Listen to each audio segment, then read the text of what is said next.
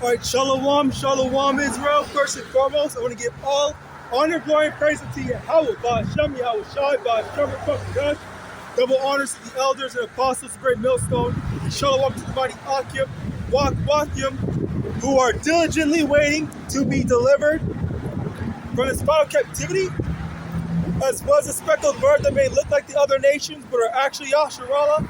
This is Brother Kawakab coming at you with another lesson. Today's lesson, I want to go into, I had recently just seen this video, and unfortunately, I forgot a lot of it. But basically, what happened is, there is going to be something going on, within the start of this. By the time I upload this video, basically. So around this time, they said 24 hours to 48 hours or whatever, there's going to be some evacuations going on in, I think, Israel and Egypt, I believe, where what happened? Oh, fuck.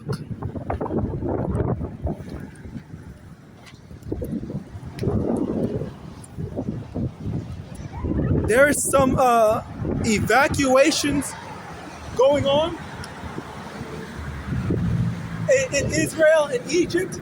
DJT was saying if you are an American citizen or something, you have to get out or whatever. China was also telling their people to leave that country. So as a result of that, that's definitely a cause for concern. All right, but no, there's no but really. But besides, this is hopeful. All right, and we're hopeful for stuff like this. All right, because we know that war is part of the biblical prophecy. Okay, where there is going to be war in terms of timing and stuff like that. These are the end time prophecies that lets us know that we're that much closer to the end. Okay, and I always bring this out. Let's get this Slovakia right here. So,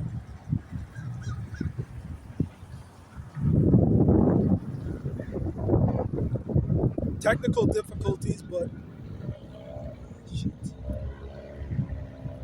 Can you go? So first one I want to go into is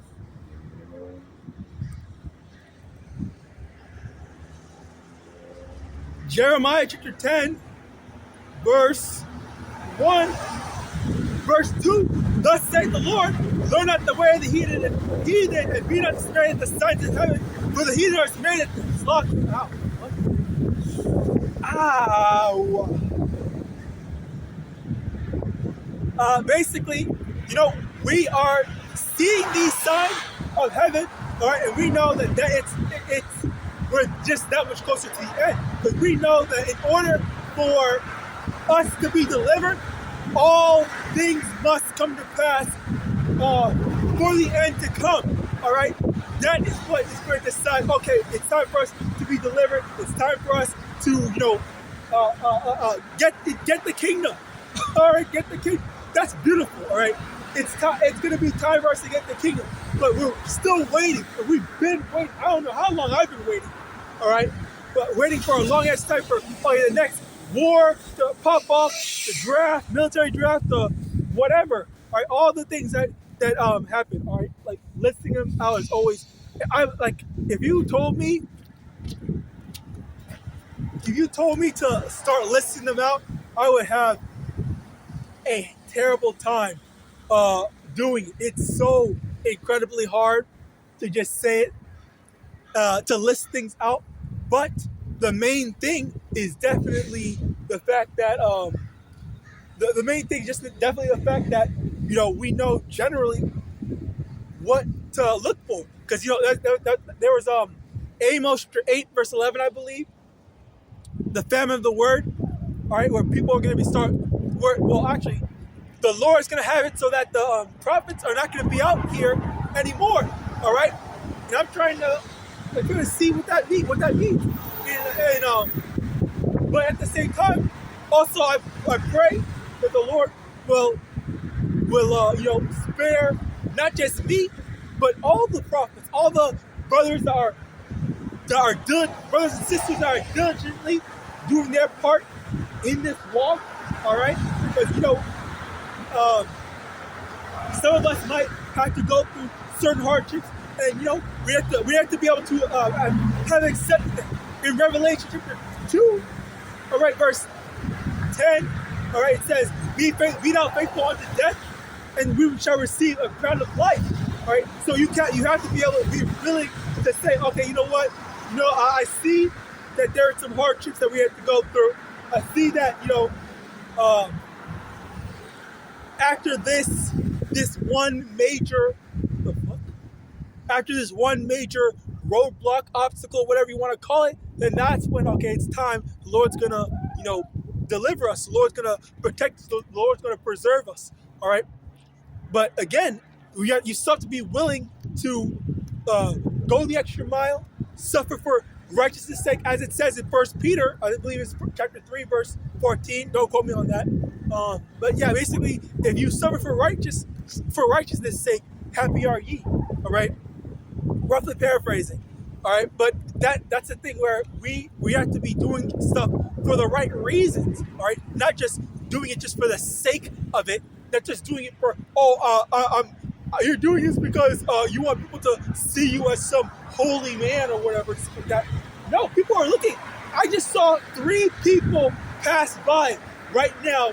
Look at me strange, like, what the fuck is this dude doing? All right. So we're not doing this. We're not doing this to please people. We're doing this to please YAHAWAH and His, especially what's it called in Matthew chapter 6.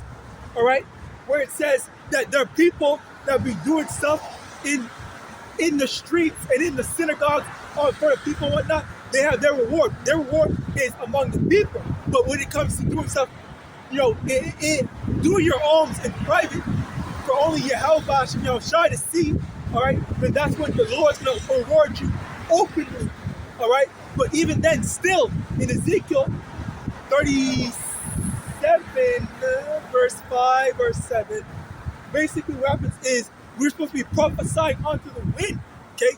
Pushing this word out there so that our people do hear the things, okay? Letting our people know, hey, the signs are showing themselves, okay? We're seeing that we're getting closer and closer onto the end. We see that, okay, you know what? Yahawashi is on his way, all right? We're drawing that much closer to the end. And, when it comes to biblical prophecy, all right? When it comes to biblical prophecy, all we're seeing is just sign after sign, okay? I don't know if you heard the Euphrates River being dried up, all right? That was a faith booster, all right? What else? There was wars and rumors of wars. There are wars going on right now, and now we're waiting for Babylon to get even more involved and to have an active war going on. And as on top of that, also the potential of there being a draft, all right? We're looking for the potential of there being a draft. We want to see more and more stuff, because even then, there was multiple people, I think 2 people that I remember, but I'm pretty sure there's at least 3, where they were talking about how there was a war going on. There was a war going on, and what happened was a lot of the men that were in the war, they were just dying because they didn't know what to do. They were just being reckless, what's it called? Just ill-advised and whatnot. They were just going around doing whatever, and then they just ended up dropping like flies, okay? Being killed that easily, all right? And then on top of that, further down the line, that's one of the dudes had another dream, all right? he had another dream, another day, which connected to that dream, where he was saying how the women that were married, or the women that had kids with the men that died in the war, they were trying to, basically Isaiah 4:1, they were basically saying, I'll be your seventh wife and whatnot. Let me just take care of me and whatnot. All right, that was what was going on, and as a result of that, all right, we're hearing about these things. We're letting this stuff, all be pushed out. All right, because we're letting all this stuff being pushed out because, or YAHAWASHI is pushing all this stuff out because he's letting our people know, hey, we're that much closer to the end. We're supposed to, in 2 Ezra 9, verse 1, it says, measure thou the time diligently in itself, and when thou seest part of signs past, which I have told thee before, then thou shalt understand that it's the very same time wherein the highest will begin to visit the world which he made. Okay, hopefully I said that exactly right.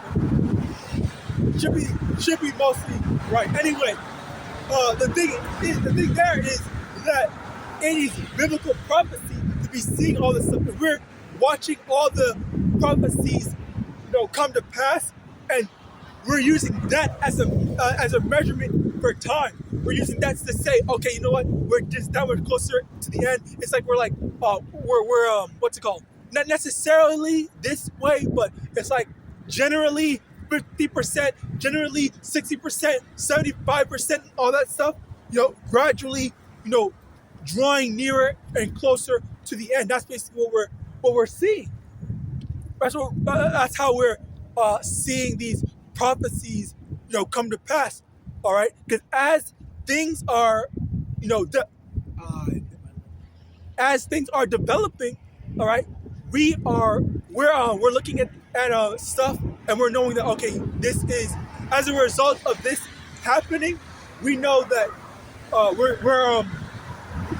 that we won't have to stay here long, because the thing is that we are seeing these. We're living through this terrible society, this evil, corrupt society, not because we want to, but because we're waiting. We're just enduring, as it says in scriptures in Matthew 24, verse 13, says, "He that shall endure unto the end, the same shall be saved." And in Proverbs, all right, it says, "Feed me with neither riches nor poverty, feed me with food convenient for me, all right, lest I be rich and deny thee, or lest I be poor and steal in your name." All right, so the Lord is making sure that we're taken care of, so that we will know, okay, so we are pushing through, we're enduring. Things are hard, and sometimes some of us might be in poverty still, but the Lord's gonna make it so that, okay, yeah, this is enough. He's gonna make it through. So, this brother is gonna make it through with just this. This family's gonna make it through with just that and whatnot. He doesn't want us to grow attached. The Lord doesn't want us to grow attached to this society. All right. So as a result of that attachment, then you're gonna think, oh man, don't come, or wait for another 100 years and stuff like that. All right. Which that's basically the spirit that a lot of these these 2/3 are in. They're saying that, oh yeah, the Lord's not gonna, or my Lord is coming. That's basically what they say. Okay, as the scripture said. All right. Rather than wanting YAHAWAH to come right now, all right, or yesterday, as a matter of fact, as they say, I wanted to come yesterday. They're saying, oh yeah, it's fine. Come. I have some plans next year. I have some plans this year and whatnot. All right, don't come right now. Come another time. Or come after I'm dead. All right, that's what people are gonna say. They want to live that evil lifestyle. It's kind of like women. All right, women is a perfect example. Women, they want to go and whore out, sleep around with 1,000 men, as many men as they can, and then after they're done being a whore, then they say, oh yeah, let me go settle down, get married to some nice 6-figure man or whatever. All right, let me go get married to some nice rich man after I'm 30, I'm 30, 40, used up and stuff like that. And everyone has seen everything. All right, every man has seen everything or whatever. All right, that's how things work. You're supposed to be faithful. You're supposed to be faithful. Ironic word usage, wordplay. But yes, you're supposed to be faithful from the start until the end. All right. You think, suck it. You think that the Lord likes hearing that? Oh, this person was worshiping another god rather than Yahawadah. No, of course not. The Lord is a jealous God. He's not gonna stand. He's not gonna tolerate that stuff.